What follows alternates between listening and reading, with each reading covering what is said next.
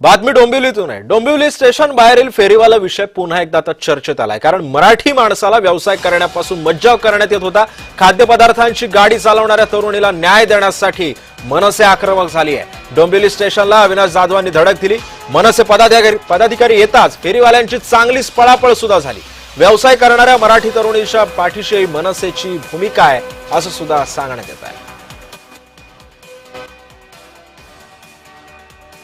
Point out करू शकतो आता आणि परवा जाऊन वॉर्ड ऑफिसरला भेटलेलो।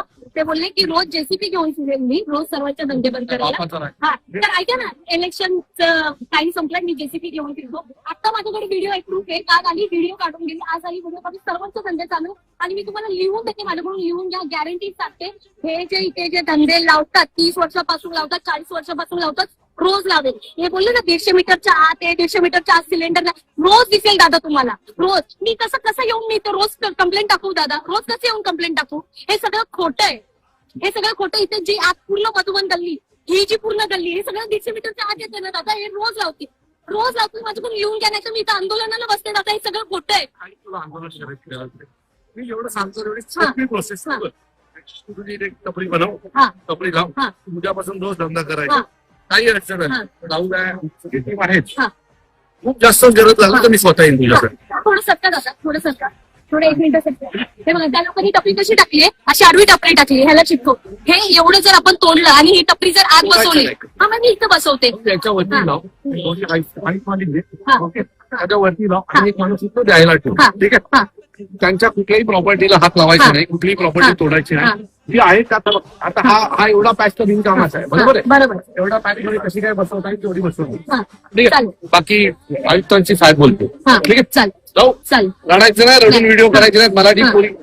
मराठी माणूस हा रडत नाही, त्यामुळे बिंदास लढायचं नाही। कोणी आलं आपल्या टीमला बोलव, हे सगळे तुझ्यासोबत आहे।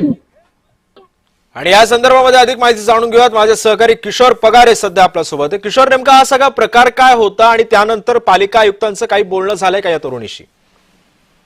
नक्कीच सिद्धेश, ज्या पद्धतीने हा जो प्रकार घडलेला आहे, एक मराठी तरुणी आहे जिथे शोरमा विकते आणि तिने स्वतःचा व्यवसाय सुरू केलेला आहे आणि खूप सोशल मीडियावर ही मुलगी भरपूर फेमस आहे।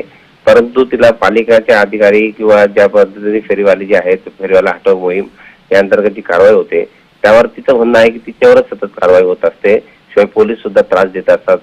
दिवसाला आपण 300 रुपये असा दंड देतो किंवा तो हप्ता देतो आणि हप्त्याच्या अंतर्गत सुद्धा आपल्यावर कारवाई होते। त्यामुळे त्यांनी एक व्हिडिओ जो आहे तो सोशल मीडियावर व्हायरल केला होता आणि त्याची दखल ही दस्तूरखुद्द राज ठाकरे मनसेचे अध्यक्ष यांनी घेतलेले आहे। त्यामुळे अविनाश जाधव काल डोंबिवलीत आले होते, त्यांनी तिचं सांत्वन करून तिला धीर दिलेला आहे। इथल्या शहर अध्यक्षाच्या टीमला सांगितलेलं आहे की तिच्यावर लक्ष द्या आणि तिला पूर्णपणे सहकार्य करा। त्यामुळे मराठी माणसाला पुन्हा एकदा एक औचित्याचा जो मुद्दा आहे तो पुन्हा पुढे आलेला आहे। नक्कीच, धन्यवाद किशोर, तुम्ही दिलेल्या या सविस्तर माहितीबद्दल।